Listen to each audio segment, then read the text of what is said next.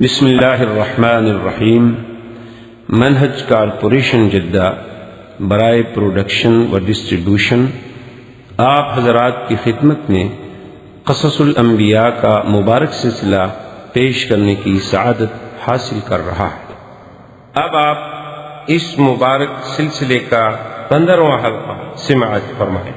قالوا ان يسرق وقد سرق اخ له من قبل، کہنے لگے اچھا ہمیں پتہ نہیں تھا کہ یہ چوری کرتا ہے، ہمیں تو کوئی علم نہیں۔ اگر اس نے چوری کی ہے نا، اس کا ایک بھائی پہلے بھی تھا، اس نے بھی چوری کی، یوسف علیہ، یعنی اب اس پر بھی الزام لگا رہے ہیں۔ تو علماء نے لکھا ہے اس الزام کی اصل وجہ یہ تھی کہ حضرت یوسف علیہ السلام جو تھے اپنی خالہ کے پاس رہتے تھے، اور خالہ چاہتی تھی بالکل بھی عین ہی یہی واقعہ تھا کہ جیسے آج یوسف بن یامین کو رکھنا چاہتے ہیں، خالہ یوسف علیہ السلام کو رکھنا چاہتی۔ تو انہوں نے یہ کیا کہ حضرت اسحاق علیہ السلام کی پگڑی مبارک تھی تو وہ باندھ دی حضرت یوسف کی کمر کے نیچے، اور اوپر سے قمیض پہنوا دیا۔ اب وہ تو بچے تھے، ان کو کیا پتا کیوں باندھا جا رہا ہے۔ اور جب یوسف علیہ السلام گھر آ گئے تو وہ آ گئی حضرت یعقوب کے پاس کہ آپ کا بیٹا جو ہے وہ حضرت اسحاق علیہ السلام کی جو پگڑی ہمارے ہاں نسلاً بعد نسلاً چلی آ رہی ہے، اتنی متبرک پگڑی کہ وہ تو چوری کر کے لایا۔ تو جب ان کے کپڑوں کی تلاشی لی گئی تو وہ تو باندھا ہوا تھے۔ تو انہوں نے کہا کہ دیکھیں اب قانون یہی ہے کہ بھئی یوسف میرے حوالے کر، تو اپنے حوالے کر دی۔ تو وہ الزام انہوں نے لگایا کہ ان یسرق فقد سرق اخ له۔ اور بعض علماء یہ بھی کہتے ہیں کہ یوسف علیہ السلام چونکہ کریم تھے، سخی تھے، طبیعت میں سخاوت تھی، تو گھر والوں سے پوچھے بغیر جو ہے نا طعام لے کے باہر فقیروں کو کھلا دیتے، تو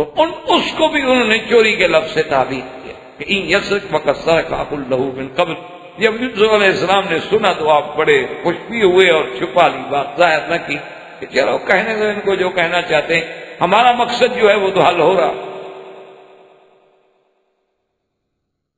اس کے بعد انہوں نے حضرت یوسف علیہ السلام سے درخواست کی کہ یوسف علیہ السلام ان له ابا شیخا کبیرا فخذ احدنا مکانہ، ان کا باپ جو ہے نا جی وہ بوڑھا آدمی ہیں، بزرگ ہیں، بڑی عمر کے ہیں، اور بہت ان کے لیے مسئلہ ہو جائے گا کہ ان کا بیٹا ان سے جدا ہو جائے،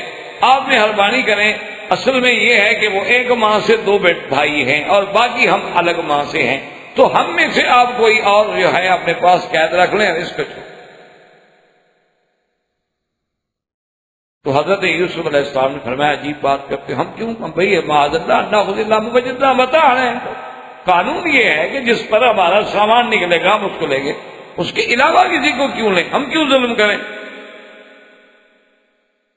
اور یوسف علیہ السلام تو روکنا بھی اپنے بھائی کو چاہتے تھے، ان کو کیوں روکیں۔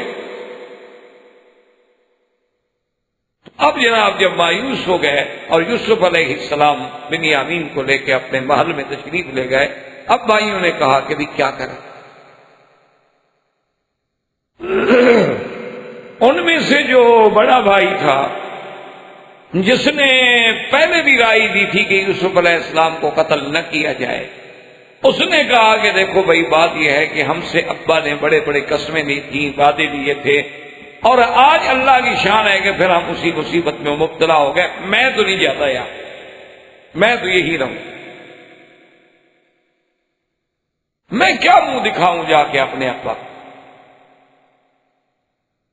اب اس کا 2 حل ہیں، یا تو میرے والد مجھے اجازت دے دیں کہ بھئی آپ لوگوں کا قصور نہیں ہے، میں نے تحقیق کر لی ہے، واپس آ جاؤ، یا پھر اللہ میرے لیے کوئی اور راستہ پیدا کریں کہ بنیامین مل جائے، بادشاہ کے دل میں رحم آ جائے، وہ چھوڑ دے، میں اس کو لے کے آؤں، ورنہ میں نے کہا ٹھیک۔ تو نے کہا سیدھی سی بات ہے کہ جب ہم جائیں گے تو آخر والد کو کیا کرنا، کہا کہ والد سے آپ کہیں کہ بھئی ہمارا کیا قصور ہے، ہم نے تو کوئی کوتاہی نہیں کی۔ لیکن قرآن مقدس نے یہاں جو لفظ ذکر کیا ہے اس سے اندازہ ہوتا ہے کہ یوسف علیہ السلام کے بھائیوں کے دل میں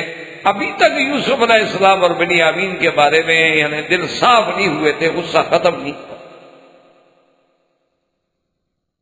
کیونکہ کہتے ہیں ارجعوا الی ابیکم فقولوا یا ابانا ان ابنک سرق وما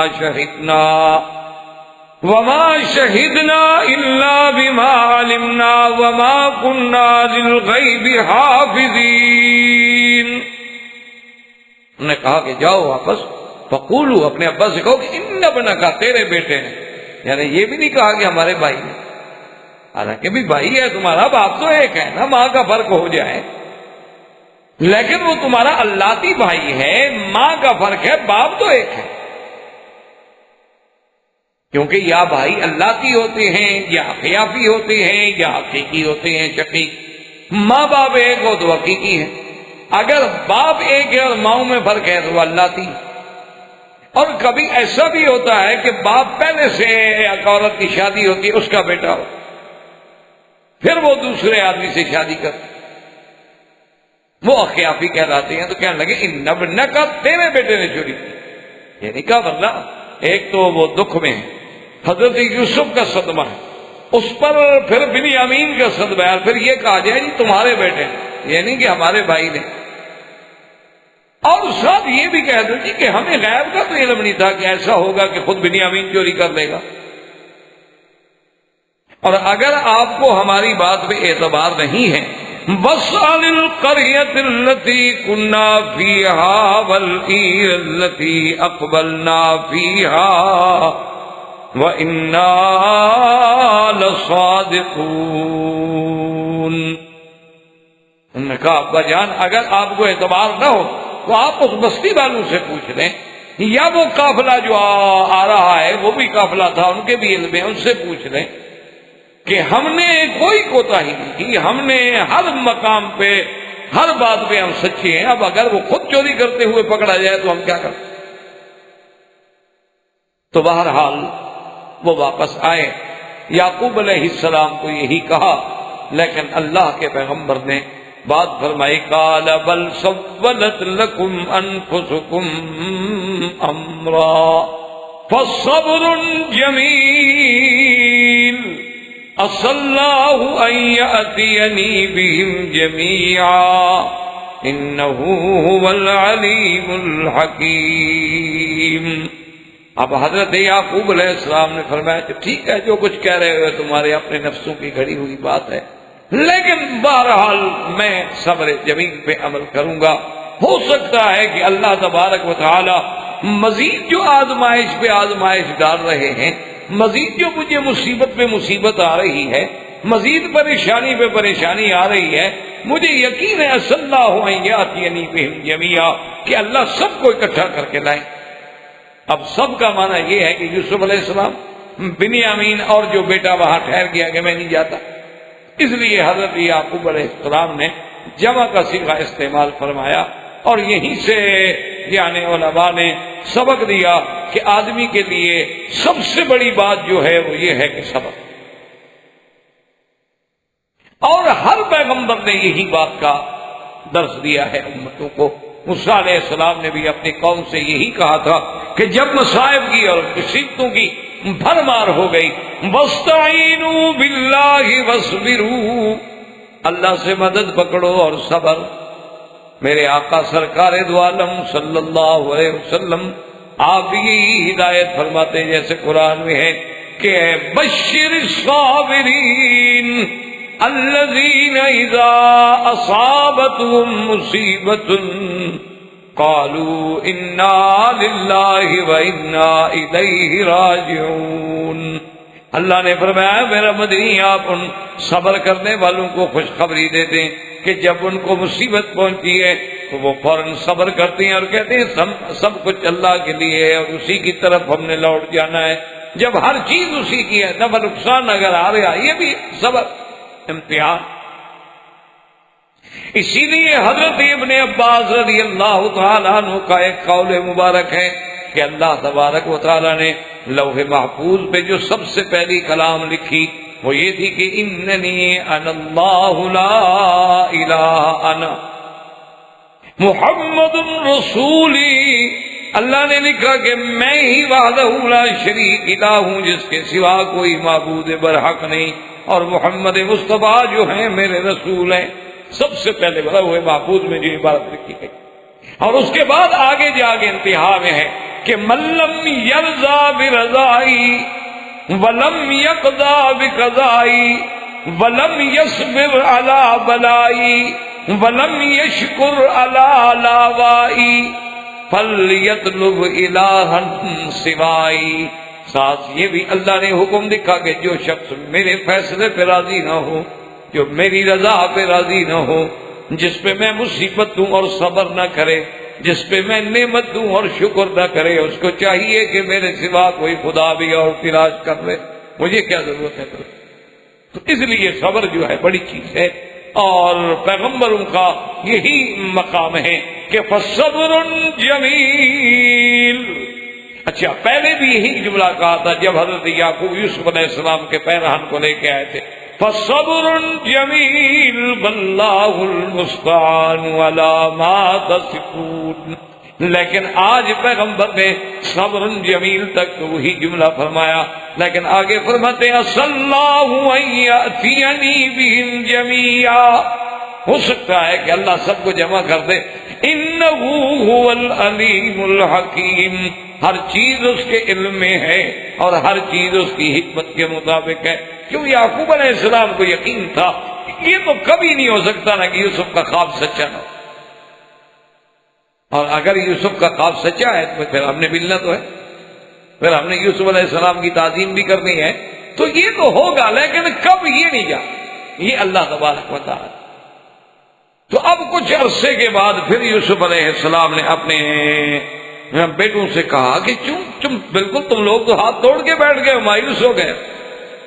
اللہ کی رحمت سے مایوس تو نہیں ہونا چاہیے کہ کام نہ ہو تو بس آدمی ہاتھ توڑ کے بیٹھ گیا. یہ کیا بات؟ ہمارے دل میں یہ ہوتا ہے کہ ہم سعی کریں، ہم اپنی طرف سے پوری کوشش کریں، اپنے اسباب کی حد تک عمل کریں. باقی کامرانی ہے، ناکامی ہو تو اللہ کے ہاتھ میں ہے. کہا بیٹے جاؤ، کوشش کرو، تلاش کرو. اللہ کی رحمت سے نا امید کیوں ہوتی؟ اور کچھ چیزیں تھوڑی بہت لے جاؤ، ہو سکتا ہے کہ اللہ مہربانی کرے کچھ اور اللہ بھی لے آؤ. تو اب جناب بھائی جو تھے سارے کے سارے وہاں پہنچے اور یوسف علیہ السلام کی خدمت میں، اور آ کے بڑے گڑ گڑائے کیونکہ اب بہت پریشان. اور آگے کہا کہ یا ایھا العزیز. یاد رکھو اصل میں بعض لوگوں نے عجیب کچھ کہانیاں بھی بنائی ہیں، کچھ روایات، کیونکہ قدرتی بات یہ ہے کہ یہ بنو اسرائیل جو ہے نا، ان کو روایتیں بنانے کی بڑی عادت. تو انہوں نے یہ بھی بنایا ہے کہ جی یا ایھا العزیز، کیونکہ اب حضرت یوسف علیہ السلام کو کہا جا رہا ہے قالوا یا ایھا العزیز، تو مطلب یہ تھا کہ وہ عزیز مصر جو تھا، وہ جس کا قصہ پہلے آپ سن چکے ہیں، امرأۃ العزیز. تو عزیز کہتے ہیں کہ مر گیا، اور اس کا نام تھا پوتی فار، اور بعض نے اس کا اور نام بھی لکھا ہے. بادشاہ جو تھا وہ ریان بن الولید. تو کہتے ہیں کہ بھئی جب وہ مر گیا تو اب زلیخا اس کی جو بیوی تھی، اس کے بعد پھر حضرت یوسف علیہ السلام سے اس کی شادی،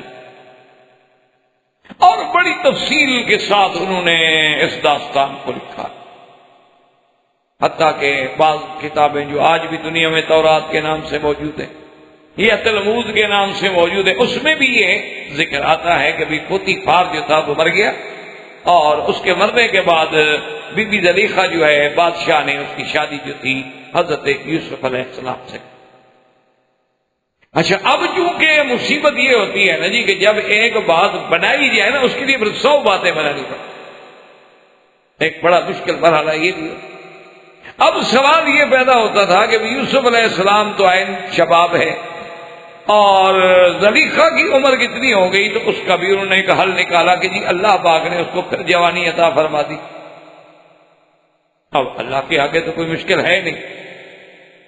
اور اس کے ساتھ انہوں نے یہ بھی لکھا کہ جب نکاح ہو گیا، شادی ہو گئی، تو اب حضرت یوسف علیہ السلام کی تو محبت بے انتہا ہو گئی. اور زلیخا جو تھی وہ یعنی امرأۃ العزیز جو تھی، اب اس کا چونکہ وہ اسلام لے آئی، یوسف علیہ السلام کا دین قبول کیا، اور اللہ کی عبادت میں اتنی مشغول ہو گئی کہ اب حضرت یوسف انتظار فرماتے رہتے اور وہ عبادت میں مشغول رہتے. تو ایک دن حضرت یوسف علیہ السلام نے اس سے کہا کہ زلیخا عجیب بات ہے، تمہیں وہ وقت بھول گیا ہے کہ تم میرے پیچھے بھاگتی تھیں اور دروازے بند کرتی تھیں مجھے پکڑنے کے لیے، اور آج میری بیوی ہو کے میں تمہاری انتظار کرتا رہتا ہوں۔ تو زلیخا نے کہا کہ اصل میں اس وقت مجھے تیری تلاش تھی، اب مجھے تیرا رب مل گیا ہے تو اب مجھے تیری تلاش تھی نہیں۔ اور اسی لیے پھر انہوں نے اس کو یہ بھی لکھا کہ آدمی جب آدمی کو تلاش کرتا ہے تو ناکامیوں کا سامنا ہوتا ہے، اور آدمی جب اللہ کے ساتھ لو لگا لیتا ہے تو پھر وہ سب چیزیں جو ہیں اس کو مل جاتی ہیں۔ لیکن اس واقعے کا قرآن نے کوئی ذکر نہیں کیا اور نہ احادیث رسول نے ذکر کیا۔ لیکن یہ عجیب بات ہوتی ہے، اتفاق ہے کہ جھوٹ جتنا ہونا مزیدار بڑا ہو، یہ اتفاق۔ اور پھر لوگوں کو نعوذ باللہ ایسی باتیں، اچھا بہت سارے اچھے لوگوں نے بھی قصے بنائے۔ جب ان سے یہ کہا گیا کہ بھی حضور پاک صلی اللہ علیہ وسلم کی حدیث مبارک ہے کہ من کذب علی متعمدا فلیتبوأ مقعدہ من النار، او کما قال النبی صلی اللہ علیہ وسلم، کہ جو مجھ پہ جھوٹی بات بنائے وہ جہنم میں اپنے ہاتھ سے ٹھکانہ بنائے۔ انہوں نے کہا جناب،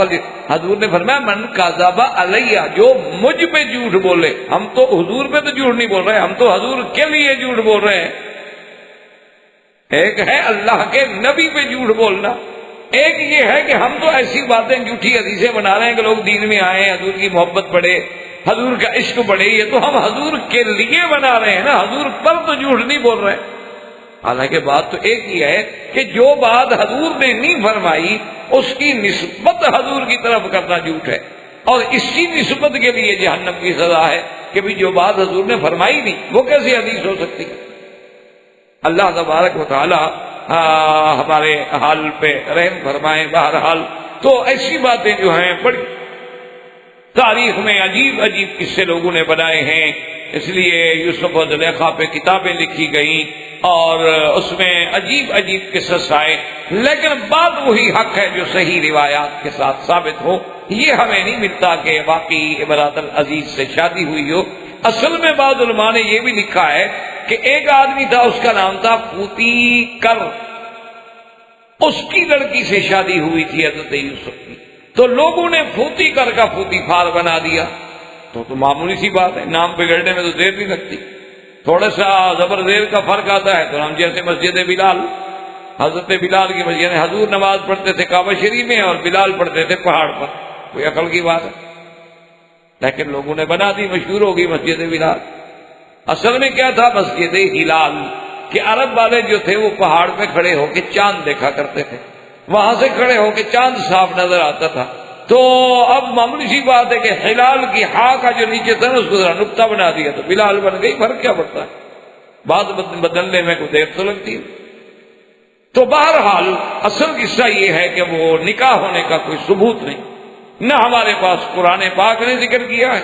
اور نہ کسی حدیث رسول عربی صلی اللہ علیہ وسلم میں اس کا ذکر ملتا ہے۔ تو بہرحال اصل بات یوں سمجھیں کہ عزیز جو ہے یہ کوئی عہدہ نہیں،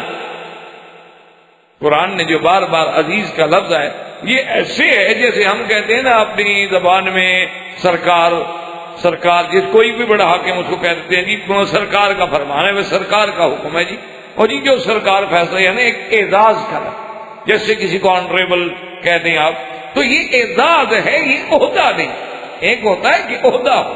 ایک ہے کہ اعزاز ہے، یہ اعزاز تھا، عہدہ کوئی نہیں تھا۔ اب تو یوسف علیہ السلام ماشاءاللہ پوری امور سلطنت میں گویا کہ ان کا مکمل خط۔ قالوا یا ایھا العزیز مسنا واہلنا الضر وجئنا ببضاعۃ مزجاۃ فأوف لنا الكيل وتصدق علينا ان اللہ یجزی المتصدقین۔ اب بھائی آئے تو اب جناب وہ اکڑ چکڑ تو نکل گئی، اب تو وہ غرور اور وہ اکڑ کہنے لگے کہ اے مہربان عزیز، عزیز مصر مہربانی کرو، ہم اور ہمارے گھر والے بالکل فاقوں پہ پہنچ گئے ہیں، ختم ہو گئے، اور ہم بہت معمولی سی چیز لے کے آئے ہیں، پونجی جو ہے ہماری اب تھوڑی رہ گئی ہے، اتنا پیسہ نہیں کہ ہم آپ کو صحیح معنی میں بدلہ دے سکیں، وَجِئْنَا بِبِضَاعَةٍ مُزْجَاةٍ، اگر آپ مہربانی کر کے یہ تھوڑی پونجی لے کے پورا غلہ ہمیں دے دیں تو یہ آپ کی عنایت ہوگی، آپ مہربانی کریں، ہم پہ صدقہ کر دیں۔ اللہ تبارک و تعالی خیر کرنے والوں کو، خیرات کرنے والوں کو بدلہ دیتے ہیں۔ اب علماء نے یہاں بھی بحثیں لکھی ہیں بھی انبیاء کے لیے تو صدقہ جائز نہیں ہوتا، اور انبیاء علیہ السلام تو ہدیہ تو قبول فرماتے ہیں لیکن صدقہ قبول نہیں فرماتے، اور اس پہ پھر جواب دیے ہیں کہ یہ ہمارے نبی پاک کے لیے تو تھا لیکن پہلے انبیاء علیہ السلام کے بارے میں ہمیں یہ بات نہیں ملتی۔ اصل میں بات یہ ہے کہ یہ ساری بحثیں بلا وجہ ہیں، ورنہ بات یہ ہے کہ صدقہ تو وہ ہوتا ہے جو بندہ خیرات مانگے۔ ایک بندہ جب پیسے دے کے کوئی چیز خریدنا چاہتا ہے وہ کون سا صدقہ ہے بھائی؟ وہ تو کہہ رہے ہیں کہ جی نا بدعۃ مزجاۃ، یہ ٹھیک ہے کہ ہم پورے پیسے نہیں دے رہے تو رعایت کر دیں، تو یہ تو بھی خیرات نہیں ہوتی، اس لیے کہ ہم اس کے اوپر بحثیں کریں۔ اب جب یوسف علیہ السلام کو پتہ لگا کہ میرے ماں باپ وہاں بھوکے ہیں، فاقوں سے گزر ہو رہی ہے، اور اصل بات یہ ہے کہ اللہ کی منشا بھی ہو گیا کہ اب بات کھل گئی، ورنہ تو یوسف علیہ السلام چاہتے تو جیل سے بھی پیغام بھجوا سکتے، چاہتے تو جب مصر میں غلام بنے تھے اس وقت بھی پیغام بھجوا سکتے، اور چاہتے تو جب عزیز مصر کی بیوی ان کے لیے اپنی سب کچھ جانیں قربان کرنے کے لیے تیار کھڑی تھی تو ان کو کہتے تھے کہ میرے والدین کو پیغام تو بھجوا دو کہ میں خیریت سے ہوں، تو کون سا مشکل مسئلہ تھا؟ لیکن اللہ کا منشا نہیں تھا تو کیسے خبر دی؟ اللہ تبارک و تعالیٰ کا ارادہ نہ ہو، سارے وسائل بھی ہوں تو کام نہیں آتے، اور جب اللہ تبارک و تعالیٰ چاہتے ہیں اسباب بھی نہ ہوں تو کام خود بخود بن جاتے ہیں، امیدیں ختم ہو جاتی ہیں لیکن کام ہو جاتا ہے۔ اس لیے اب حضرت یوسف علیہ السلام قال هل علمتم ما فعلتم بيوسف واخيه اذ انتم جاہلون۔ حضرت یوسف علیہ السلام نے فرمایا اچھا تمہیں پتا ہے کہ تم نے یوسف اور اس کے بھائی کے ساتھ کیا کیا؟ اور مفسرین نے لکھا ہے کہ اب یوسف علیہ السلام نے اپنا جو تاج پہنے ہوئے تھے، وہ جو اپنا لباس پہنے ہوئے تھے وہ بھی اتارا، اب جو ان کی نظر پڑی تو اب گھبرائے، کہ قالوا اِنَّكَ لَأَنْتَ يُوسُف، کہ اچھا تم یوسف ہو؟ بعض علماء کہتے ہیں کہ ان کے سر پہ ایک نشان بھی تھا، اسی لیے حضرت یوسف علیہ السلام نے اپنا تاج اتارا کہ اس نشان کو دیکھ کے یہ یقین کر لیں کہ ہاں میں یوسف۔ قال انا یوسف وہذا اخی قد من اللہ علینا انہ من یتق ویصبر فإن اللہ لا یضیع اجر المحسنین۔ آپ نے فرمایا کہ بھائی ہو باقی میں یوسف ہوں، یہ میرا بھائی بنیامین ہے، میں یوسف ہوں، اور سن لو اللہ نے ہم دونوں پہ احسان کیا، اللہ نے مجھ پہ یہ مقام دیا، میرے بھائی کو بھی ملا دیا، اور میرے اللہ کا قاعدہ ہے کہ جو اللہ سے ڈرے اور جو صبر کرے مصیبتوں پہ، اللہ تبارک و تعالیٰ صبر کرنے والوں کو بدلہ دیتے ہیں اور زیادتی کرنے والوں کو رسوا کر دیتے ہیں۔ اب جناب جب حضرت نے بات کھول دی تو اب رو پڑے، کہنے لگے کہ مہربانی کرو ہمیں معاف، باقی ہم نے گناہ، باقی ہم نے زیادتی کی تمہارے ساتھ بھی اور بنیامین کے ساتھ۔ اب حضرت یوسف علیہ السلام کی شان کہتے قال لا تثریب علیکم اليوم یغفر اللہ لکم وہو ارحم الراحمین۔ آپ نے فرمایا بھائیو آج کے بعد تم پہ کوئی الزام بھی نہیں، کوئی گلہ بھی نہیں، کوئی چوٹ نہیں، اللہ تمہاری بخشش کرے، وہی مہربان ہے، وہی رحم فرمانے والے۔ فوراً دعا بھی کر دی کہ یغفر اللہ لکم وہو ارحم الراحمین، اور میری طرف سے تم پہ کوئی تانا نہیں ہوگا۔ یہ ایسا قصہ ہے مبارک ہے جو عین مشابہ ہے اس قصے کو کہ جب سرکار دو عالم صلی اللہ علیہ وسلم کو اللہ نے مکہ فتح کرا دیا، آپ غالب ہو کر فاتح ہو کر مکے میں داخل ہوئے، قریش مغلوب ہو گئے، قیدی ہو گئے، پکڑے گئے، مارے گئے، سامنے آ کے کھڑے ہیں، اور حضور نے فرمایا قریش مکہ آپ خود فیصلہ کرو تمہارے لیے کیا سزا تجویز کریں، اب بات کرو۔ اللہ اکبر، کہنے رہے ہیں آخر قریش تھے کچھ بھی ہوں سمجھدار تو تھے، کہنے لگے کہ ہم بھی ایک بھائی کے سامنے کھڑے ہیں، ٹھیک ہے کافر ہیں جو کچھ ہیں مشرک ہیں، لیکن آپ ہمارے اخ کریم ہیں، جو مناسب سمجھے، ہم نے واقعی غلطیاں تو کی ہیں۔ تو حضور نے فرمایا کہ اچھا اگر تم یہ کہتے ہو تو میں بھی وہی کہتا ہوں، کما قال اخی یوسف، جیسے میرے بھائی یوسف نے کہا تھا کہ لا تثریب علیکم اليوم جاؤ انتم الطلقاء، میں نے بھی تم سب کو آزاد کیا ہے، کوئی تم پر ملامت نہیں، کچھ نہیں، جہاں رہنا چاہتے ہو جانا چاہتے ہو رہو، اسلام لانا چاہتے ہو تمہاری مرضی، نہیں لانا چاہتے ہو نہ لے آؤ، میری طرف سے تم آزاد۔ تو عین وہی فیصلہ ہوا جو حضرت یوسف علیہ السلام نے کیا تھا، اور یہی شان پیغمبر۔ اب جب سب بھائی مل گئے اور سب نے آپس میں ملاقاتیں ہو گئی، اور اب تو پھر وہ بادشاہ کے بھائی تھے، اب تو شاہی مہمان خانے میں ماشاءاللہ، لیکن سیدنا یوسف علیہ السلام پہ بڑی بات گراں گزر رہی تھی کہ ہم تو یہاں شاہی محلات میں ہیں اور ابا کے ساتھ، اور وہ نبی ہے، تو اس لیے انہوں نے کہا کہ میرے بھائیوں بات یہ ہے کہ اب اس مسئلے کو چھیڑیں، آپ ایسا کریں کہ جا کے ابا کو لیں۔ انہوں نے کہا ابا تو بوڑھے ہو گئے، ان کی تو نظر مبارک بھی کمزور ہو گئی، آنکھیں سفید ہو گئی تمہاری فراق میں روتے روتے۔ انہوں نے کہا کوئی بات نہیں، ایسا کرو کہ اذهبوا بقمیصی ھذا فألقوه علی وجه ابی یأت بصیرا وَأَتُونِي بِأَهْلِكُمْ أَجْمَعِينَ کہ حضرت یوسف نے فرمایا کہ یہ میں قمیص دیتا ہوں، یہ لے جاؤ حضرت یعقوب علیہ السلام کی خدمت میں، اور جا کے آپ کے چہرے سے لگاؤ، اس کی برکت سے اللہ ان کو آنکھیں عطا فرما دیں گے، اور پھر تم سب گھر والوں کو لے کے آؤ میرے پاس۔ اب اس قمیص کے بارے میں بھی روایات جو ہیں مختلف ہیں۔ بعض روایات میں ہے کہ جب سیدنا ابراہیم الخلیل علیہ السلام کو آگ میں ڈالا گیا تو سیدنا ابراہیم الخلیل علیہ السلام کا لباس اتارا گیا اور بغیر لباس کے ان کو آگ میں ڈالا گیا، اور جب اللہ نے حکم دیا آگ کو کہ یا نار کونی بردن وسلاما علی ابراہیم، تو اللہ نے جنت کا لباس بھی بھیجا ابراہیم علیہ السلام کے پاس۔ تو جنت کا وہ قمیص جو آپ نے پہنا تھا، وہی قمیص پھر حضرت اسحاق کے پاس آیا، پھر حضرت اسحاق سے یعقوب علیہ السلام کے پاس آیا، حضرت یعقوب نے پھر یوسف علیہ السلام کو دیا، تو وہ اس کو بنا کے چھپا کے ایک نلکی تھی بنا کے محفوظ کر کے رکھا جاتا تھا تاکہ کسی کو نہ جائے، تبرک ہے اور جنت کا کپڑا ہے۔ اور جنت کی اس نعمت کی صفت یہ تھی کہ جس چیز پر بھی اس کو ڈال دو وہ ٹھیک ہو جاتی تھی۔ اندھے پہ ڈال دو ٹھیک ہو جائے گا، اور برس والے پہ ڈال دو ٹھیک ہو جائے گا، کیونکہ جنت کی نعمتوں کے یہ اثرات ہیں کہ جنت میں ہے ہی حیات، موت تو آنی نہیں۔ اسی لیے قرآن پاک میں آتا ہے، انشاءاللہ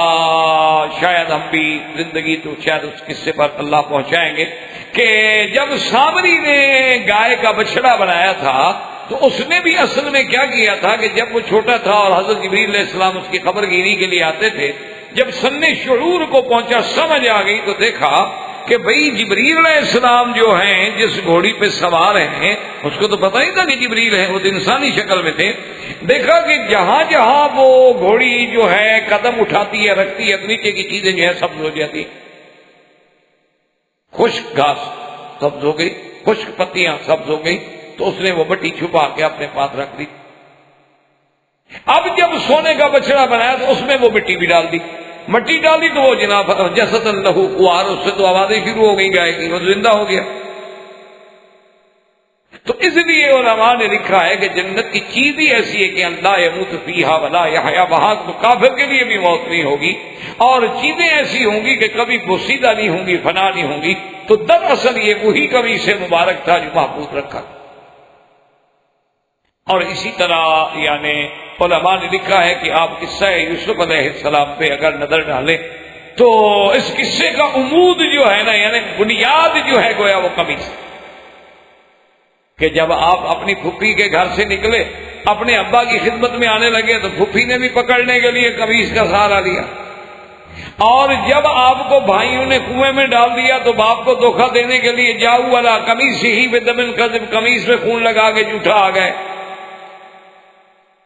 جب یوسف علیہ السلام کو انہوں نے کنویں میں ڈال دیا تھا تو یعقوب علیہ السلام کے پاس بھی تو قمیص لے کے آئے تھے نا، اور جاؤ والا قمیص ہی بدمن کذب، شام غریبہ منا رہے ہیں جناب، رو رہے ہیں، خون لگا کے آ گئے۔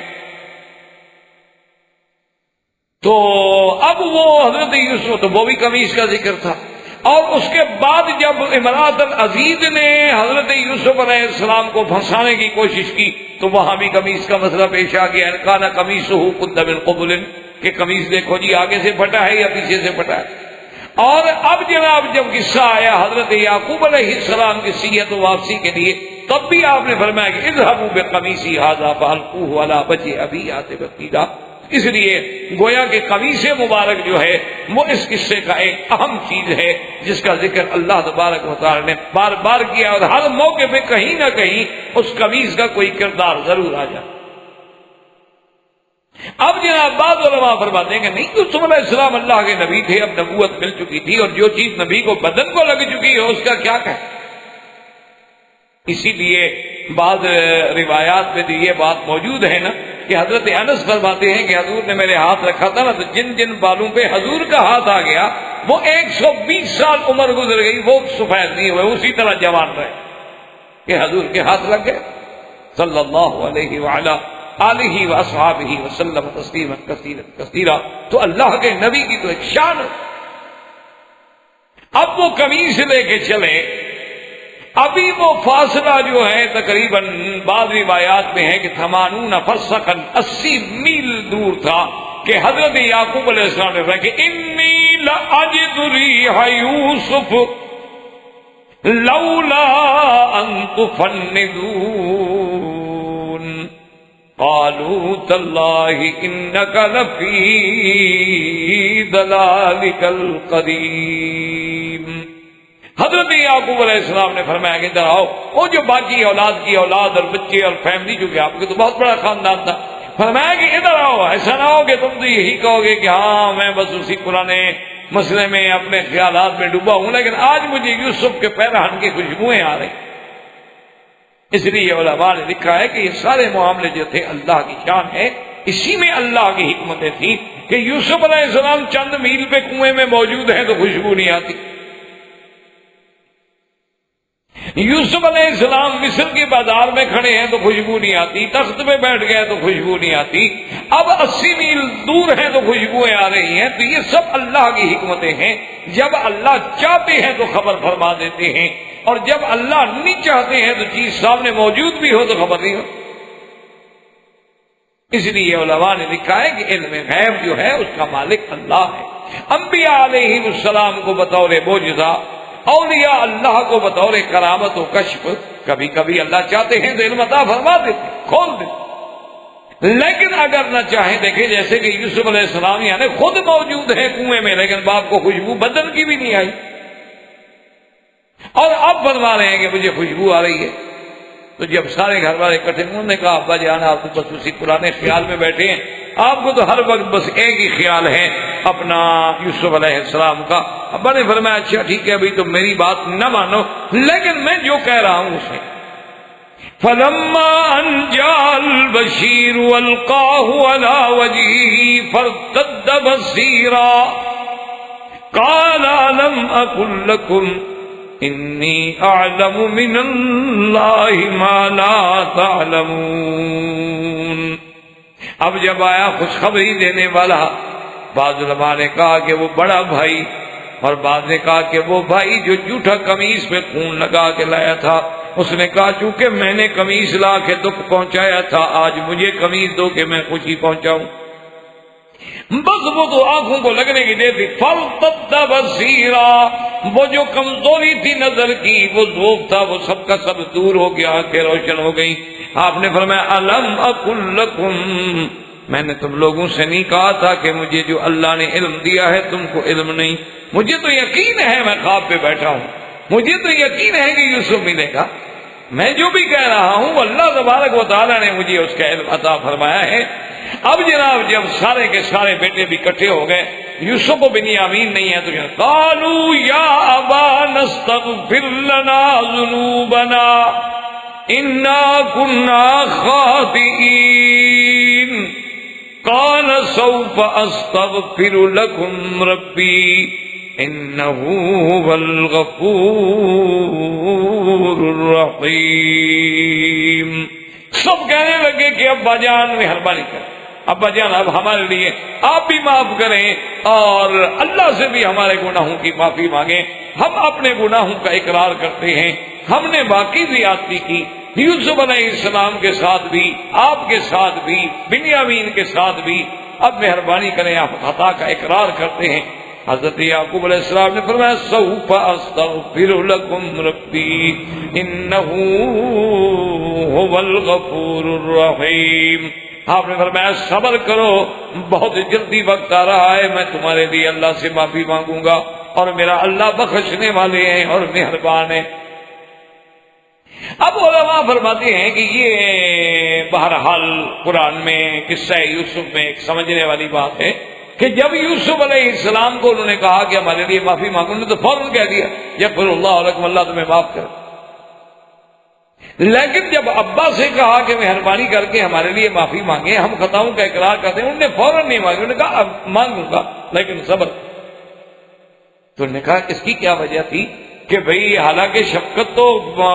اور برداشت اور شفقت اور رحمت اور رافت جو ہے وہ تو سب سے زیادہ یعقوب علیہ السلام میں تھی، لیکن یوسف علیہ السلام نے تو فوراً دعا کر دی۔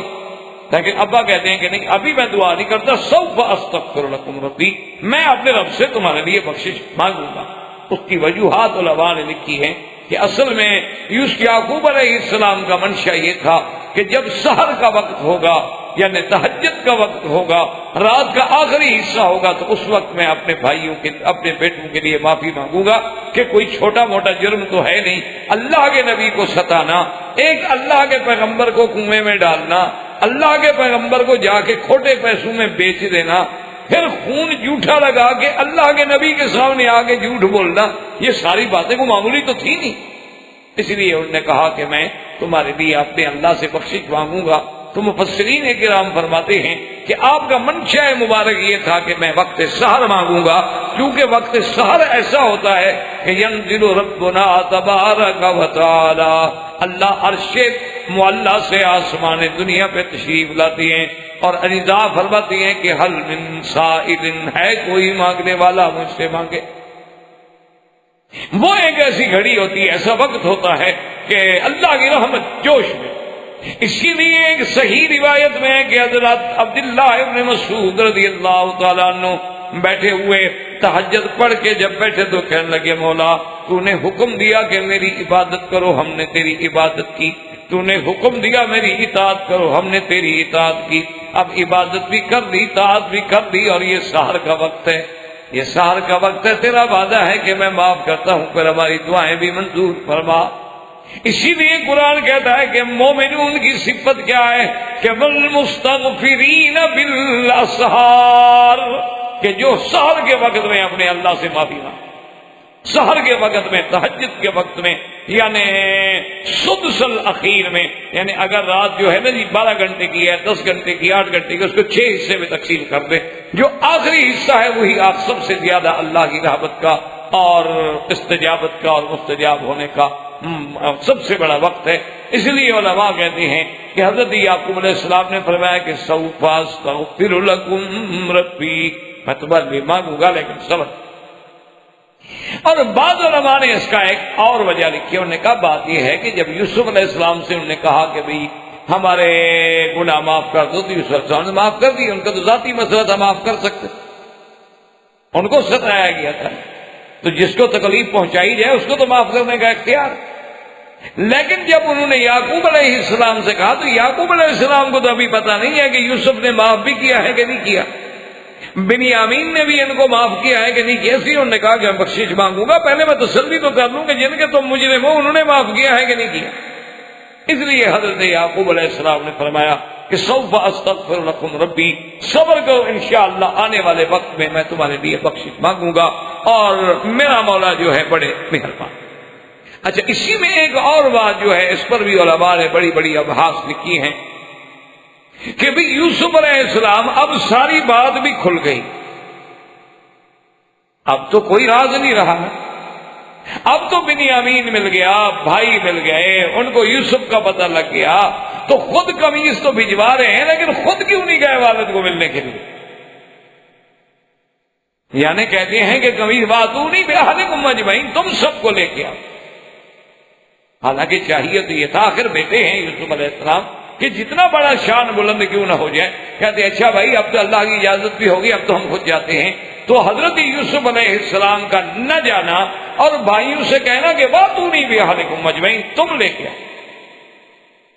تو علماء کرام نے اس کے بڑے بڑے جوابات لکھے ہیں، لیکن آسان بات آپ یاد رکھ لیں کہ اصل منشأ حکم خدا بندی اسی طرح تھا کہ جیسے پہلے راز نہ کھولنے کا حکم تھا، اب بھی حکم یہ تھا کہ یوسف تم اپنے مقام پہ رہو، ہم نے یعقوب کو لانا ہے تمہاری طرف، کیونکہ خواب بھی تو یہی تھا نا کہ یوسف کی اتنی بڑی عظمت دکھائی گئی کہ ابا بھی سجدہ کرے، تو جب اس کو اتنا بڑے مرتبے پہ دکھانا ہے تو اللہ تبارک و تعالیٰ کا منشأ مبارک۔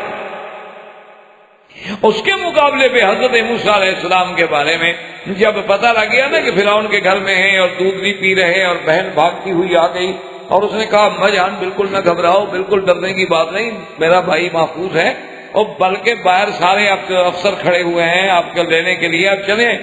اس نے کہا میں تو نہیں جاتا۔ نے کہا کیوں؟ اور دیکھا اللہ نے وعدہ کیا تھا کہ ہم موسیٰ کو تیری طرف لوٹائیں گے، یہ تھوڑا کہا تھا کہ مجھے موسیٰ کے پاس لے جائیں گے۔ اِنَّا رَادُوهُ إِلَيْكَ، کہ ہم موسیٰ کو تیری طرف لوٹائیں گے، تو بس خدا لوٹائے گا، میں تو نہیں جاتا۔ تو وہاں اور بات تھی اور یہاں جو ہے وہ اور بات ہے، تو اسی لیے اللہ تبارک و تعالی رحمت فرمائے کہ حالات کا یعنی ایک بڑا جبر ہوتا ہے، تو اصل سیدھی بات یہ یاد رکھیں کہ یہ بھی حکم خداوندی تھا، ورنہ اللہ کا پیغمبر یوسف علیہ السلام ایسے کیسی بات کہتے۔ اب قرآن کہتا ہے کہ فَلَمَّا دَخَلُوا عَلَى يُوسُفَ آوَى إِلَيْهِ أَبَوَيْهِ وَقَالَ ادْخُلُوا مِصْرَ إِن شاء الله آمنين وَرَفَعَ أَبَوَيْهِ عَلَى الْعَرْشِ وَخَرُّوا لَهُ سُجَّدًا وقال يا أبت هذا تأويل رؤياي من قبل قد جعلها ربي حقا وقد أحسن بي إذ أخرجني من السجن وجاء بكم من البدو من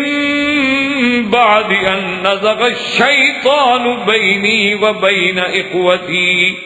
إن ربي لطيف لما يشاء إنه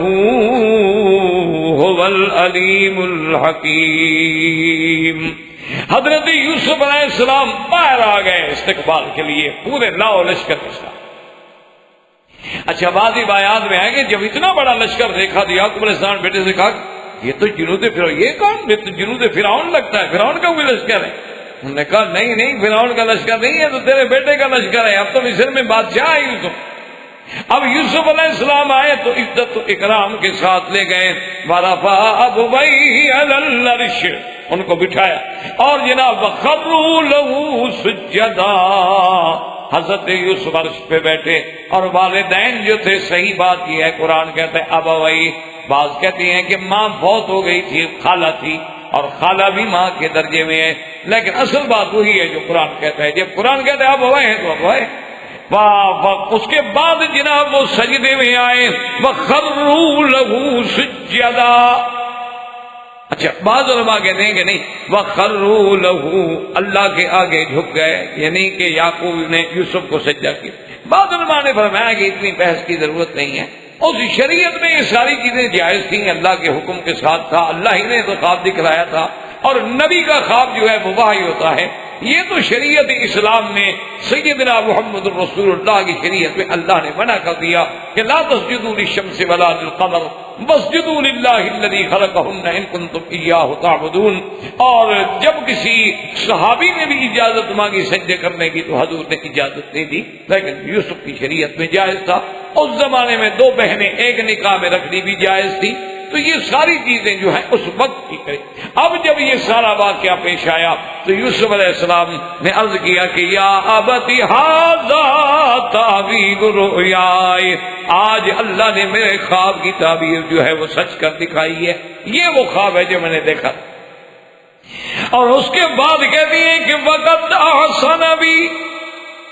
اور اللہ نے میرے ساتھ کتنا احسان فرمایا، اذ اخرجنی من السجن، کہ اللہ پاک نے مجھے قید خانے سے نکالا تو تخت پہ بٹھا دیا. علماء نے لکھا ہے کہ یہاں سے حضرت یوسف علیہ السلام نے قصہ شروع کیا. یہ قصہ ابتدا سے کیا بجان میں آپ سے جدا ہوا، مجھے بھائی لے گئے، مجھے کنویں میں ڈال دیا، وہاں سے قصہ شروع نہیں کیا، بلکہ آپ نے تو اچھا پھر یہاں سے بھی نہیں کیا کہ ابھی امراۃ العزیز نے ایسا کیا، میں مصر میں آیا، میں غلام بنا، میں بکا، مجھ پہ یہ الزام لگائے گئے، مجھے جیل کیوں بھیجا گیا؟ کہا نہیں اللہ کا کرم ہے اس نے مجھے جیل سے نکالا. یعنی اللہ کے احسان اور نعمتوں کا ذکر کیا، ان مصیبتوں کا ذکر نہیں کیا کہ یہ خوشی کا وقت ہے، اب اس سے دوہرا کے غم کو تازہ کرنے کی کیا بات ہے. اور بعض علماء نے فرمایا کہ آپ اگر جیل میں جانے کا ذکر کرتے تو پھر امراۃ العزیز کا بھی قصہ آتا. تو جن محسنوں نے ان کی پرورش کی تھی، حضرت یوسف نہیں چاہتے تھے کہ میری زبان سے ان پر الزام لگے اور ان کے عیب اچھالے جائیں. اسی فرمایا وقد احسن بی اذ اخرجنی من السجن وجاء بکم من البدو، اور آپ کو بھی اس دیہات سے لے آئے من بعد ان نزغ الشیطان بینی و بین اخوتی. وہ تو شیطان نے ہمارے بھائیوں کے درمیان میں ایسی بات کھڑی کر دی تھی، ورنہ بھائی تو بھائی ہوتے ہیں اور اللہ کی ہر چیز میں حکمتیں ہوتی ہیں. اللہ تبارک و تعالیٰ نے حضرت موسیٰ یوسف علیہ السلام کے خواب کو سچا فرمایا. یعقوب علیہ السلام تشریف لے آئے اور اسی لیے اللہ نے فرمایا کہ ذالک من انباء الغیب نوحی الیک وما کنت لدیہم اذ اجمعوا امرهم وهم یمکرون وما اکثر الناس ولو حرصت بمؤمنین. اللہ نے فرمایا میرا مدری یہ وہ اہم غیب کی خبریں ہیں جو ہم نے آپ کو. باقی اصل وجہ یہ تھی کہ علماء نے لکھا ہے کہ قریش نے خود سوال کیا تھا کہ سیدنا محمد رسول اللہ صلی اللہ علیہ وسلم آپ اگر اللہ کے نبی ہیں تو ہمیں بتلائیں گے یوسف کا قصہ. انہوں نے یہ خود بتا. تو جب حضور صلی اللہ علیہ وسلم نے وہ سارا قصہ مبارک ذکر کر دیا اور اتنی تفصیل کے ساتھ، تو اللہ تبارک و تعالیٰ کے نبی نے فرمایا کہ اب تو میں نے سارا واقعہ تمہیں بیان کر دیا، ابھی مان لے آؤ. لیکن وہ پھر بھی ایمان نہیں. تو اصل میں ان واقعات میں اللہ تبارک و تعالیٰ نے بہت بڑی عبرتیں، اللہ تبارک و تعالیٰ نے بہت بڑی مواعظ، اللہ تبارک و تعالیٰ نے بہت بڑے احکام، اور اس کے اندر جو سب سے بڑی چیز ہے وہ ہے تسلی لقلب رسول اللہ صلی اللہ علیہ وسلم، کہ حضور کے دل کے لیے تسلی مبارک ہے میرا مدنی آپ نہ گھبرائیں. آپ کے ساتھ جو زیادتی ہو رہی ہے آپ دیکھیں کہ یوسف کے ساتھ کیا، اور آپ اس فکر میں ہیں کہ میرے رشتہ دار ہیں، میرے قریبی لوگ ہیں، اور اس کے باوجود زیادتی کر رہے ہیں. میرا مدنی آپ کے تو چلو چاچا ہیں، چاچے کے بیٹے ہیں، وہ تو باپ کے بیٹے ہیں جنہوں نے یوسف علیہ السلام کے ساتھ یہ کیا. یعنی آپ اندازہ فرمائیں کہ آپ کے ساتھ تو چلو ابو جہل کر رہا ہے، عتبہ عتیبہ کر رہے ہیں، آپ کے ساتھ تو ابھی لہب کر رہا ہے، ولید بن المغیرہ کر رہا ہے، شیبہ کر رہا ہے، لیکن وہ تو حضرت یعقوب کے بیٹے ہیں، یوسف علیہ السلام کے بھائی ہیں. انہوں نے کیا کیا یوسف علیہ السلام؟ اور اسی طرح اللہ تبارک و تعالیٰ نے اپنے پاک نبی علیہ السلام کو ہدایت و تسلی کے لیے فرمایا کہ دیکھیں اگر آپ کو شیب ابی طالب کے علاقے میں کچھ عرصے کے لیے گویا کہ محصور رہنا پڑا ہے، ذرا نظر تو ڈالو کہ یوسف جیسا نازک و حسین جیل کی زندگی میں اکیلا بیٹھا ہوا، اس نے بھی تو جیلیں کاٹی. اور ساتھ یہ بھی بتلایا کہ یوسف علیہ السلام جس کو کنویں میں ڈالا گیا، جس کو جیلوں میں ڈالا گیا، ہم نے کیسے اوپر بٹھایا. میرے وطنی آپ بھی غم نہ کریں، یہ آپ کو کتنی تکلیفیں پہنچائیں، لیکن ہم بھی آپ کو معراج پہ اور سرزمین مکہ میں جس طرح یوسف کے عرش پہ پہنچایا تھا اسی طرح آپ کو بھی عرش معلیٰ پہ لائیں گے، آپ کو ہم غالب کریں گے، آپ کے دین کو پورے ادیان پہ ہم نصرت دیں گے۔ اور جس طرح یوسف کے بھائی ملزم بن کے یوسف کے سامنے کھڑے تھے، ایک وقت آئے گا کہ قریش ملزم بن کے محمد مدنی تیری دربار میں کھڑے، آپ فکر نہ کریں۔ اس لیے اللہ تبارک و تعالیٰ نے قرآن مقدس کے ان واقعات مبارکہ میں انبیاء علیہم السلام کے قصص مبارکہ میں مواعظ ہوتے ہیں، عبر ہوتے ہیں، حکمتیں ہوتی ہیں اور تسلی ہوتی ہے اللہ کے نبی کے لیے، مومنین کے لیے، کلمے پڑھنے والوں کے لیے۔ تم کیا گھبراتے ہو؟ جب نبیوں پہ ایسے مراحل گزرے تو آپ کیا، آپ یا ہماری پھر حیثیت کیا؟ اگر انبیاء علیہم السلام پہ یہ تکلیفیں آئیں، اگر اللہ کے پیغمبروں پر ایسی کھٹن منازل آئیں، اگر انہیں جیل کی صعوبتوں سے گزرنا پڑا، اگر انہیں اپنے بھائیوں کے ہاتھوں کنویں میں قید ہونا پڑا، تو تم کیوں اب؟ اس لیے اللہ تبارک و تعالیٰ نے ایسے قصص بیان فرمائے، اور سب سے عظیم قصہ، مفصل قصہ اور من اول ہی الی آخر ہی حضرت یوسف علیہ السلام کا تھا۔ اللہ آپ کو بھی اور مجھے بھی اس کے پڑھنے، سمجھنے اور اس پہ عمل کرنے کی توفیق عطا فرمائیں۔ وما علینا الا البلاغ وآخر دعوانا ان الحمد للہ رب العالمین۔ برادران اسلام، واجب الاحترام بزرگوں، دوستوں، بھائیوں، عزیز نوجوان، قصص الانبیاء علیہم السلام کے دروس کے سلسلے میں آج ہم سیدنا ایوب علیہ السلام اور ان کے ساتھ ذوالکفل علیہ السلام کے بارے میں کچھ پڑھیں گے۔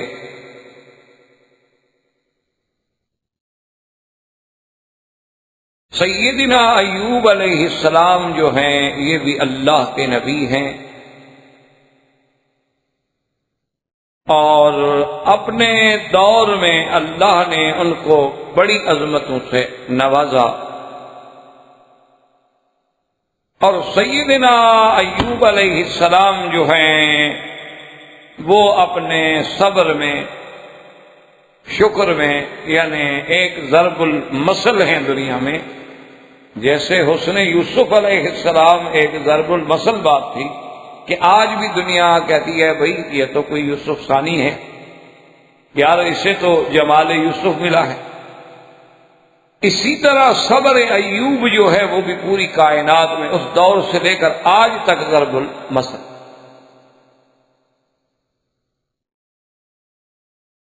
سیدنا ایوب علیہ السلام کے بارے میں کتابوں میں بے انتہا اختلافات ہیں، بعض انہیں رومی مانتے ہیں، بعض انہیں عربی النسل مانتے ہیں، بعض انہیں بنو اسرائیل سے مانتے ہیں، یعنی حتیٰ کہ کتب سابقہ میں بھی اس موضوع پہ بے حد اختلاف ہے، حتیٰ کہ بعض لوگ تو اس حد پر بھی چلے گئے کہ ایوب علیہ السلام نام کا کوئی نبی گزرا ہی نہیں۔ اسی لیے پھر علامہ رحمت اللہ کیرانوی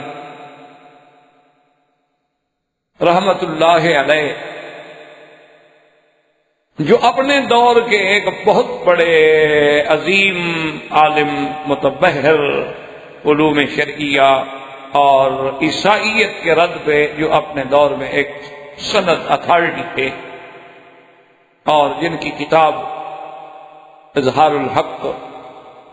بہت عظیم اور علمی اور تاریخی اور فکری کتاب ہے۔ اب تو ماشاءاللہ اس کے اردو اور انگریزی اور فرانسیسی ہر زبان میں بھی تقریباً تراجم آ چکے ہیں۔ آپ نے شاید کبھی دیدات کے پروگرام دیکھے ہوں، جو ہیں جنوبی افریقہ سے جن کا تعلق، اب تو بیچارے مریض ہیں، صاحب فراش ہیں، عیسائیت میں ان کے شاید آپ نے کبھی پروگرام ویڈیو پہ اس طرح انداز سے دیکھے ہوں، تو آپ یہ اندازہ کریں کہ یہ دیدات صاحب جو ہیں یہ صرف اسی کتاب کو پڑھ کے ہی اتنا بنے، اس کا کتنا بڑا علم ہوگا۔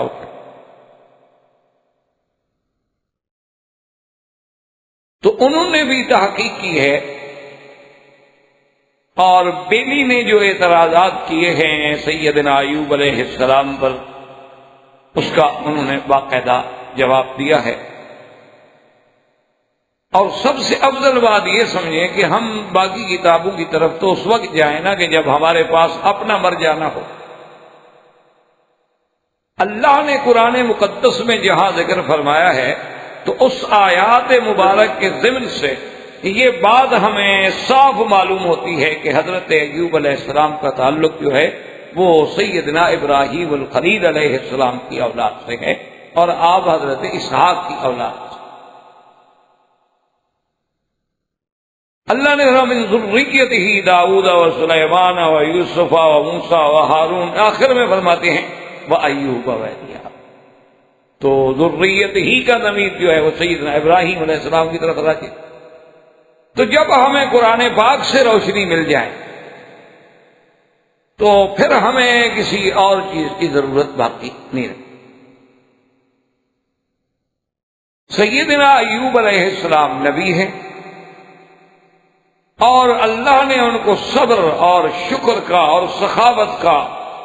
اور مظلوموں اور غریبوں سے مواسات و ہمدردی کا اتنا بڑا جذبہ دیا تھا کہ اگر آپ کو پتہ لگ جاتا کہ محلے میں کوئی بھوکا ہے، جب تک اسے کھانا نہ کھلاتے آپ نہیں کھاتے۔ اگر انہیں پتہ لگ جاتا کہ ہمارے اس شہر میں کوئی ایک آدمی ہے، ایک گھرانہ ایسا ہے جن کے پاس کپڑا نہیں ہے، تو آپ اسی وقت بے چین ہو جاتے جب تک کہ انہیں کپڑے نہ پہنچائیں۔ اور اللہ نے حضرت ایوب علیہ السلام اپنے وقت کے صدیق بھی کہلاتے، ہر بات میں سچے۔ اور سیدنا ایوب علیہ السلام کو اللہ نے بے انتہا نوازا تھا، یعنی عزت سے، اقتدار سے، مال سے، اہل سے، اولاد سے، یعنی کوئی ایسی نعمت نہیں تھی اس دور میں جو اللہ نے آپ کو عطا فرمائی۔ آل ہے، اولاد ہے، بیٹے ہیں، بیٹیوں کے بیٹے ہیں، بیٹیاں ہیں، اور پھر جناب باغات ہیں، فصل، ہر نعمت جو تھی، مال مویشی، ہر کوئی کمی۔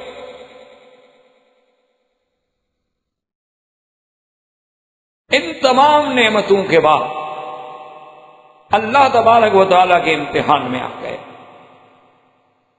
کیونکہ یہ قاعدہ ہے کہ جتنی شان بڑی ہوتی ہے نا اتنے امتحان بھی بڑے ہوتے۔ ویسے بھی ایک یعنی فطری بات ہے کہ آپ اگر کسی پرائمری کے طالب علم سے سوال پوچھیں گے تو اس کی حیثیت کا ہی پوچھیں گے نا، لیکن جب آپ کسی پی ایچ ڈی کسی اسکالر کے سامنے بات رکھیں گے تو اس کے پیمانے کی بات رکھیں۔ تو اللہ کا بھی یہ نظام ہے کہ جب وہ کسی کو، حتیٰ کے بعد روایات میں یہ بھی آتا ہے کہ جو بندہ دین میں جتنا مضبوط ہوتا ہے اتنا اس پہ زیادہ مصیبتیں آ جاتی، اسی پر پریشانیاں آ جاتی۔ اور جو بندے دین سے نعوذ باللہ دور ہوتے ہیں وہ الٹا محفوظ ہوتے ہیں، ان پر کوئی دنیا میں ابتلا آتے ہی نہیں، بڑے خوش، سب ٹھیک۔ یہ اللہ کا نظام ہے۔ اس کی وجہ یہ ہے کہ اللہ اپنے بندوں کو اس حال میں موت دینا چاہتے ہیں کہ اس پر کوئی گناہ ہے، کوئی خطا ہے تو یہی کفارہ ہو جائے، تکلیف دے دیں، بیماری دے دیں، پریشانی دے دیں، تاکہ جب میری دربار میں آئے تو نقی اور صاف ہو گیا۔ اور جو بندے اللہ سے دور ہیں ان کی اللہ کو کوئی ضرورت نہیں، پاک کرنے کی کیا ضرورت ہے؟ آپ اپنے گھر میں دیکھ لیں، اگر ایک ایسا کپڑا ہو جس کی قیمت نہ ہو اور میلا ہو چکا ہو تو آپ اگر گھر والوں سے کہیں تو کہیں چھوڑے جی اب اس کو کیا دھونا ہے، بس اس میں کیا باقی رہ گیا کہ اس کو دھوئیں، پھینک دیتے ہیں، ختم۔ لیکن اگر آپ کے کسی قیمتی کپڑے پہ داغ لگ جائے تو آپ کہتے ہیں ٹھہرے اس کو تو میں ڈرائی کلین پہ لے جاؤں گا، ایسا نہ ہو کہ آپ کے دھلنے سے اور خراب ہو جائے کپڑا، اس کو تو ہم پیٹرول سے دھلوائیں گے، اس کو تو ہم جناب گیس سے دھلوائیں گے، اس کو تو ہم یہ کریں گے، اتنا قیمتی کپڑا ہے ضائع نہ ہو جائے، تم بس آپ اس کو نہیں دھونا۔ تو اللہ کے ہاں بھی جو قیمتی لوگ ہوتے ہیں ان کو رگڑا لگتا ہے۔ اللہ کے ہاں بھی جو لوگ اس کے محبوب ہوتے ہیں، پیارے ہوتے ہیں، اسی کو آزماتے ہیں۔ غیر متعلق آدمی کو کون آزماتا ہے؟ تو اس لیے اللہ تبارک و تعالیٰ کے بندوں پہ بڑے بڑے امتحان ہوتے ہیں۔ آج کل بھی ایک پیر ہیں کراچی میں، اور میں ان کو جانتا بھی ہوں، تو اس کا جناب پیری عجیب ہے۔ وہ جو بندہ اس کے پاس مرید ہونے کے لیے جاتا ہے، کیونکہ اس کا بہت بڑا مقصد ہے کہ ایک نظم ہے، ایک نیٹ ورک ہے، لوگ ہیں آگے اس کی باتوں کو پہنچانے والے، اس کی طرف لوگوں کو راغب کرنے والے، پھر وہ رسائل میں، اخبارات میں بڑا کچھ لکھتا ہے، اور بڑی عجیب عجیب باتیں ہوتی ہیں بہرحال۔ تو وہاں باقاعدہ ہال ہیں، وہاں ڈھیرا کر کے پھر عجیب عجیب عبادات مختلف طریقوں سے کرائی جاتی ہیں، بڑا یعنی اس نے ایک سلسلہ اپنا بنایا ہوا ہے۔ تو اس کے پاس جب لوگ جاتے ہیں، اس کے پاس متاثر ہوتے ہیں، اور وہ علم نجوم کا بادشاہ ہے، اس لیے وہ عام آدمی تو اس کی ایک مجلسی برداشت نہیں کر سکتا، وہ سمجھتا ہے کہ صاحب تو بہت پہنچے ہوئے، اس کو تو بس آپ نام بتا دیں، وہ ایک سیکنڈ میں آپ کی ہسٹری نکال کے رکھ دیں۔ تو اس کے پاس جو لوگ بیعت ہونے کے لیے جاتے ہیں، پہلی بات یہی کرتے ہیں، کہتے ہیں دیکھو بات سنو، کوئی نماز شماز آئندہ پڑھنے کی ضرورت نہیں، بس کبھی جبھی موقع شوقع مل جائے تو پڑھ لیا کرو، کوئی ایسی پابندی شبندی کی ضرورت نہیں ہے۔ اور یہ کیا تم نے یار سلوار قمیص اور یہ چادر لنگی پرانے کپڑے سٹ سٹ پہنو ٹھیک ٹھاک، داڑھی ہو تو کہ یار یہ کیا تم نے کیا، شیو کراؤ، میرا مرید بننا ہے تو میری بات پہ چلنا ہے۔ اچھا، اور لوگ جو ہیں جناب وہ کہتے ہیں ہم بڑی پریشانی میں جاتے ہیں، اس کے کہنے پہ چلتے ہیں، 8-10 دن میں ہماری پریشانی ختم ہو جاتی، کیونکہ جب ایمان ہی نہ رہا تو پریشانیاں تو خود بخود ختم ہو جانی ہیں۔ جب وہ اسلام سے دور کر دیتا ہے امتحان ختم ہو جاتا ہے۔ امتحان تو ہو اس وقت تک رہا تھا جب ہم اللہ کے بننا چاہ رہے، جب ہم نے اللہ سے اپنا ناطہ ہی توڑ لیا تو جائیں جہنم میں کہیں دفعہ، ہمیں کیا ضرورت ہے اس کو پاک صاف کرنے کی؟ لوگ سمجھتے ہیں ہمارا کام ہو گیا، مرشد نے ہمارا مسئلہ حل کر دیا۔ تو اس لیے ہمیشہ یاد رکھیں کہ جتنا ذات اور شان بڑی ہوتی ہے، امتحان بڑے ہوتے ہیں۔ اب اس میں مختلف روایات، ایک روایت تو یہ نقل کی گئی ہے کتب متقدمہ سے کہ ابلیس لعین نے اللہ تبارک و تعالیٰ سے درخواست کی کہ مولا، یہ آپ کا بندہ ہے ایوب علیہ السلام، بڑا شکر گزار، بڑا عابد، بڑا زاہد، یہ آپ کا شکر کیوں نہ کرے؟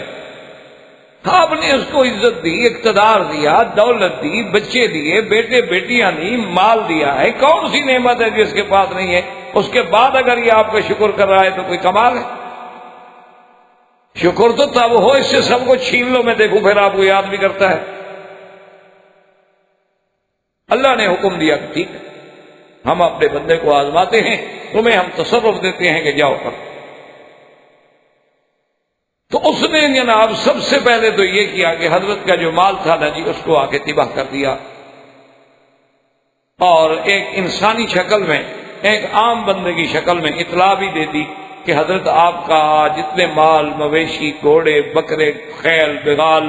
ہم سب کے سب جل گئے۔ تو حضرت ایوب علیہ السلام نے فوراً کہا کہ الحمدللہ، اللہ تیرا شکر ہے، تو نے یہ نعمتیں مجھے دی تھی، اور اگر تو نے مجھ سے چھین لی ہے تو تیری اسی میں حکمت ہے کہ جتنا ٹائم میں ان جانوروں کا مال کی خبر گیری میں لگاتا تھا اتنا اور تیری یاد کروں گا۔ چلو الحمدللہ، ایک کام سے تو فارغ ہو گیا۔ اب اس نے جناب دوبارہ یہ حملہ کیا کہ آپ کا پورا اہل و عیال جو تھا وہ ایک مکان میں بیٹھے تھے، اور ایک پارٹی تھی، دعوت تھی، کھانے پہ سب کٹھے تھے، اس نے اوپر سے چھت گرائی، سارے کے سارے بیوی بچے عیال یکدم ایک منٹ میں سب۔ اور یہ کوئی معمولی حادثہ تو نہیں ہوتا کہ ایک انسان کے گھر کے تمام افراد جو ہیں وہ ایک ہی حادثے میں، ایک ہی وقت میں اور ایک ہی منٹ میں سب کے سب ختم ہو جائیں۔ یہ ہنستے ہوئے آپ دیکھ رہے ہیں لاشیں اٹھا کے آ رہے ہیں۔ حضرت ایوب علیہ السلام کو جب اطلاع ملی تو آپ نے کہا انا للہ و انا الیہ راجعون، الحمدللہ، اللہ اس میں بھی تیری حکمتیں ہیں شاید میرا وقت جو گھر کی یاد میں اور بچوں کی یاد میں گزرتا تھا وہ اب تیری یاد میں گزرے گا، الحمدللہ ہم اور تیرا ذکر بڑھا دیں گے۔ ابلیس لعین اب تو بڑا پریشان ہوا، اس نے کہا یہ بندہ اللہ کا تو کسی طرح بھی قابو نہیں آ رہا، اس کو اللہ نے اتنی نعمتیں دی، تو اندیشہ تھا کہ اس آرام میں، دولت میں، اقتدار میں آ کے خدا کو بھول جائے گا، وہاں بھی نہیں بھولا۔ پھر ہم نے آزمائش کے لیے اولاد ختم، مال ختم، بیٹے بیٹیاں ختم، لیکن پھر بھی وہ کہتے ہیں الحمدللہ اس نے تو مجھے برباد کر دیا، یہ تو میرے قابو میں نہیں آ رہا۔ تو اس نے درخواست کی کہ اللہ تبارک و تعالیٰ مجھے حضرت ایوب علیہ السلام کے بدن پر بھی تسلط دے، کہ اب اس کے مال پہ تو آزمائش آ چکی ہے، اب باقی تو آپ کی جان مبارک ہے۔ تو اللہ تبارک و تعالیٰ کی اجازت سے ان کو یہ اجازت بھی دی، اور شیطان نے آ کے ایسا تصرف کیا کہ آپ کے بدن پہ ایسی کوئی پھونک ماری کہ پورے بدن جو تھا وہ پھوڑوں سے اور زخموں سے اور بھر گیا، خارش ہو گئی۔ اس کے بعد حتیٰ کے بعد کتب سابقہ میں یہ بھی ملتا ہے کہ الجدری، جسے آپ چیچک کہتے ہیں، کہ سب سے پہلے حضرت ایوب علیہ السلام کو یہ بیماری لاحق، یہ بھی کتابوں میں اب چونکہ سارے بدن پر وہ بیماری کے اثرات آ گئے، تو اب محلے کے اور لوگوں کے دلوں میں جا کے شیطان نے وساوس ڈالے۔ اس نے کہا ایوب ایسی بیماری میں مبتلا ہے کہ وہ تو چھوت چھات والی بیماری ہے، دوسروں کو لگنے والی بیماری ہے، وہ تو جو ہوا چلے گی اور جہاں جہاں پہنچے گی تمہارے سب بیمار ہوتے چلے جائیں گے، نکال دیں ایوب علیہ السلام کو اپنے خیال سے۔ تو ایوب علیہ السلام کو شہر والوں نے آ کر اس بات پہ مجبور کر دیا، انہوں نے کہا کہ حضرت آپ کی وجہ سے ہمارے علاقے میں بیماری پھیلنے کا خدشہ ہے، تو آپ مہربانی کر کے شہر سے باہر چلے جائیں۔ حتیٰ کہ بعض کتابوں میں تو یہ ہے کہ شہر کے باہر جہاں کوڑا کرکٹ ایسی چیزیں یعنی غیر ضروری چیزیں ہوتی تھیں، وہی انہوں نے ان کو اجازت دی کہ جی یہ دور جگہ بھی ہے اور ٹیلا قسم کا بنا، اسی پہ آپ رہنا چاہتے تو رہنے، ورنہ اب آپ ہمارے شہر میں نہیں آتے۔ حضرت ایوب علیہ السلام وہاں تشریف لے گئے اور وہیں ایک جھوپڑی بنا کے اور سب ساتھ چھوڑ گئے، الا زوجتہ، صرف آپ کی بیوی جو ہے وہ ساتھ۔ اب حضرت ایوب علیہ السلام کی بیوی کے بارے میں بھی اکثر اقوال یہ ہیں کہ وہ حضرت یوسف علیہ السلام کے بیٹے کی بیٹی جو آپ کی بیوی، اور اس کے نام میں بھی اختلاف ہے، بعض کہتے ہیں کہ اس بیوی کا نام لیا تھا، اور بعض کہتے ہیں کہ اس بیوی کا نام جو ہے رحمہ تھا، اور بعض روایات میں یہ بھی آیا ہے کہ جب زلیخا کے ساتھ، امرأۃ العزیز کے ساتھ حضرت یوسف علیہ السلام کی شادی ہوئی تو آپ کی دو اولادیں ہوئیں، ایک لڑکا اور ایک لڑکی۔ لڑکے جو تھے بشر، ان کا بیٹا جو تھا وہ تو ایوب نبی بنے، اور آپ کی بیٹی سے جو بیٹی ہوئی تو وہ حضرت ایوب کی آ کے بیوی بنی۔ تو بعض کتب سابقہ میں یہ باتیں بھی ہمیں حضرت ایوب علیہ السلام میں، چونکہ سفر ایوب یا صحیفہ ایوب کے نام سے بہت بڑی کتابیں سابقہ کتب میں ملتی ہیں۔ اب اس بیماری کے اثرات کی وجہ سے سب نے ساتھ چھوڑ دیا، ماں سوائے زوجہ کے، اور آپ کے دو بھائی تھے، بعض علماء نے لکھا ہے کہ دوست تھے اور بعض نے کہا کہ بھائی تھے، وہ کبھی کبھی آتے تھے وہیں آ کے حضرت ایوب علیہ السلام کی خیریت دور کھڑے ہو کے پوچھ لیتے تھے، ماذا بکا، کیا حال ہے؟ وہ کہتے ہیں الحمدللہ، جو اللہ نے لکھا اسی میں شکر۔ تو ایک دن وہ دونوں بھائی جو تھے کھڑے آپس میں باتیں کر رہے تھے، کہنے لگے یار معلوم یہ ہوتا ہے کہ ان ایوب اذنب ذنبا لم یذنب احد قبلہ، معلوم یہ ہوتا ہے کہ حضرت ایوب نے کوئی ایسا گناہ کیا ہے کہ جو آج تک کسی نے نہیں کیا۔ تو دوسرے نے پوچھا بھی وہ کیسے؟ اس نے کہا دیکھو اتنی مدت ہو گئی ایسی بیماری میں مبتلا ہیں، اللہ ان کی فریاد ہی نہیں سن رہے، تو صاف بات ہے کوئی ایسی غلطی تو ہو گئی ہے کہ اللہ ناراض ہے۔ اب بعض علماء نے یہ بھی لکھا ہے کہ یہ بیماری جو تھی، کسی نے کہا 3 سال، کسی نے کہا 12 سال، اور بعض ہمیں احادیث مبارک کی روشنی میں یہ بھی ملتا ہے کہ تقریباً 18 سال تک آپ اسی بیماری میں مبتلا۔ اب نتیجہ یہ ہوا کہ کوئی ذریعہ معاشی تو آپ کی بیوی جو تھی وہ جا کر اس شہر میں مزدوری کرتی، اور جو کچھ کھانے کے لیے مل جاتا وہ بیچاری کھانا اٹھا کے لے آتی، اس کو حضرت ایوب علیہ السلام کو بھی پیش کرتی اور آپ بھی کھاتی، اور اسی جھوپڑی میں اللہ تبارک و تعالیٰ کا سب شکر کر کے سو جاتی۔ تو اب سنا کہ شیطان نے پھر لوگوں کے دلوں میں وسوسہ ڈالا، انہوں نے کہا یہ تو تم نے اچھا کیا کہ آپ کو حضرت ایوب علیہ السلام کو شہر سے دور کر دیا، لیکن ایوب علیہ السلام کی بیوی جو ان کے ساتھ رہتی ہے، رات کو وہیں رہتی ہے، 24 گھنٹے ہوئی رہتی ہے، وہ تو آتی ہے آپ لوگوں کے شہر میں آ کے کام کرتی ہے، اسی سے بھی بیماری پھیل سکتی، تو ان کی بیوی کو بھی روک دو کہ وہ نہ آئے۔ تو اب مختلف گھر والوں نے حضرت ایوب علیہ السلام کی بیوی کو بھی منع کر دیا، جی آپ ہمارے گھر میں آئیں، ہمیں اندیشہ ہے بیماری پھیلنے کا۔ اس نے منع کیا، پھر اس نے منع کیا، پھر اس نے منع کیا، پھر اکثر نے منع کرنا شروع کر دیا، جو بات چل نکلے تو پھر چل نکلتی ہے۔ حتیٰ کہ یہ بھی کتب سابقہ میں موجود ہے کہ ایک دن جب بیوی نے دیکھا کہ اب تو کوئی ذریعہ نہیں ہے کھانے کا، تو انہوں نے ایک لڑکی سے بات کی، نے کہا بی بی تمہارے بال بہت چھوٹے ہیں، تو کہا بیماری کی وجہ سے میرے بال چھوٹے ہیں۔ کہا کہ اگر تمہیں بال لمبے لا کے دے دوں، ان کو اپنے بالوں کے ساتھ جوڑ دو تو تم مجھے اس کا کچھ معاوضہ دے دو گی؟ اس نے کہا ہاں بال تو تمہارے بہت بڑے ہیں، اگر تم اپنے دے دو تو پھر میں معاوضہ دے دوں گی۔ تو بی بی صاحبہ نے اپنے آدھے بال کاٹ دیے، اور وہاں سے جو کچھ ملا پھر حضرت ایوب علیہ السلام کی خدمت میں تھے۔ اب 2 روایات ہیں، ایک روایت تو یہ ہے کہ آپ کے بدن مبارک میں وہ جو آہستہ آہستہ خارش بڑھی یا جدری یا چیچک بڑھی، تو اس میں بعض کیڑے بھی پیدا ہوئے۔ اب ان میں سے ایک آپ کی زبان کی طرف جب آیا تو حضرت ایوب رو پڑے۔ انہوں نے کہا کہ یا اللہ،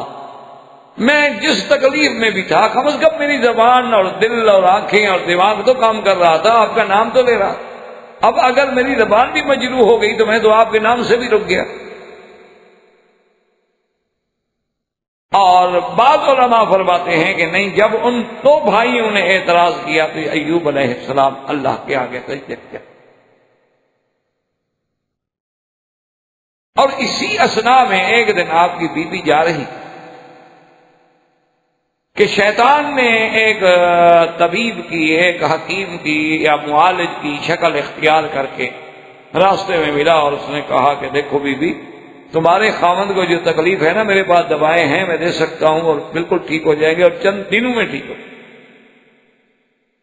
آپ ان بستی والوں سے جا کے پوچھ لیں میری طبابت کے بارے میں کہ میں نے جس کو جس بیماری کے لیے بھی دوا دی ہے وہ ٹھیک ہو جاتا۔ انہوں نے کہا طبیب صاحب بات تو ٹھیک ہے، بات یہ ہے کہ میرے پاس کون سے پیسے ہیں کہ میں پیسے دوں آپ کو اور دوائی لے جاؤں، میرے پاس تو کھانے کو بھی نہیں ہے، تو ہم اس علاج اور معالجے کے متحمل کیسے ہو سکتے؟ اس نے کہا کہ یہ کوئی مسئلہ نہیں ہے، صرف اتنی سی بات ہے کہ تم یہ دوا لے جاؤ، اور جب وہ دوا کریں اور دواؤں کے بعد آپ کا شوہر ٹھیک ہو جائے تو پھر تمہیں یہ عقیدہ یہ رکھنا ہوگا کہ اس کو شفا میں نے دی، میرے علاج سے ٹھیک ہوا ہے۔ اور بعض روایات میں یہ ہے کہ اس نے کہا کہ تم ایسا کرو کہ حارث کے نام کی ایک منت بھی ساتھ مان لو، علاج بھی لے جاؤ اور حارث کی منت بھی مان لو۔ اور اس نے کہا جی بات بھی ہے طبیب صاحب کی، اور دوائیں تو تم نے مہربانی کر کے ہمیں مفت دے دی، منت مان لے، ہمارے پاس روٹی کھانے کو نہیں، اسی پہ ہم کیا کریں گے؟ منت جو مان لوں، کیا کھلاؤں، کیا پکاؤں، کچھ تو ہو نہ دینے کے لیے۔ اس نے کہا یہ بھی کوئی مسئلہ نہیں، ایسا کریں یہ مکھیاں جو اڑ رہی ہیں یہ تو مفت ہیں، ایک مکھی پکڑ کے حارث کے نام پہ تم چڑھا دو،